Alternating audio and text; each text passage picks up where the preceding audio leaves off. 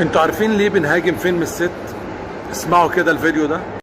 فيلم يتعمل ساعتين ونص، الحشاشة الغبية اللي بتغني للسكارة اللي عملت وقف الخلق ينظرون بأمر اللي مش عارف بتاعت الملك ايه، مفيش صفة سلبية في الدنيا غير واتقالت على ام كلثوم. ام كلثوم المؤسسة، ام كلثوم الاسطورة، ام كلثوم اللي رمز مصر اللي شبه مصر. جاء الوقت علينا الانتاج الخارجي يشوه ام كلثوم. انا بلوم على تلميذتي وحبيبتي منى زكي اللي انا بفخر بيها وبفتخر بيها ان تقع في مثل هذه الوقيعة. الست ام كلثوم انا اشتغلت وانا في اعدادي على شباك التذاكر ببيع التذاكر بتاعتها، طلعوا عليها انها بخيلة. مفيش اكرم من السيدة ام كلثوم. اول مرة احس باحساس الجمهور اللي كان يدخل الفيلم ما يعجبوش فيدغدغ السينما. انا جوايا كمية غضب من اللي انا شفته. ايه العك اللي انا شفته ده؟ ايه اللي نسيبت ايه اللي انا شفتها دي؟ يعني بيتبادر لذهني فيلم العار اللي هو مش عيب ابن الحاج عبد التواب ما يعرفش اصول التخزين. انما الفيلم ده يعني انا مش فاهمه فعلا الناس اللي بتقولك ايه لا هو الفيلم كويس بس عامل زي كانه إيديث بياف.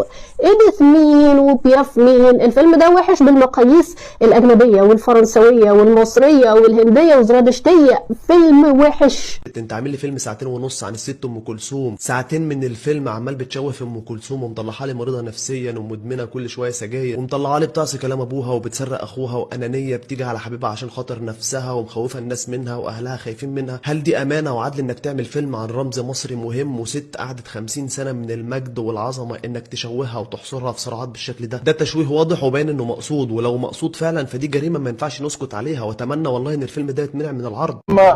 انا حاسس ان الفيلم يعني مشوه صوره ام كلثوم. يعني احنا ام كلثوم نعرفها بنشوفها على المسرح ست هبه وعندها كده كاريزما وعندها حضور. الفيلم جايب يعني جانب سيء جدا في ام كلثوم. ايه ده؟ هو ايه ده؟ هو ايه ده؟ هي ام كلثوم ما بتعملش حاجه غير هي بتعرف رجاله وبتشرب سجاير وكان ناقص بس نبي اعضاء. والله العظيم بجد ناقص طلعوها تجربه سلاح في اخر الفيلم. هو مش بجد، هو مش قصه حياه ام كلثوم، قصه حياه جولدا مائير. لا لا لا، بشع بشع بشع، مش عارفه اقول ايه ولا ايه ولا ايه، لانه فيلم بشع. وام كلثوم لو كانت عايشه كانت ماتت تاني يعني النهارده.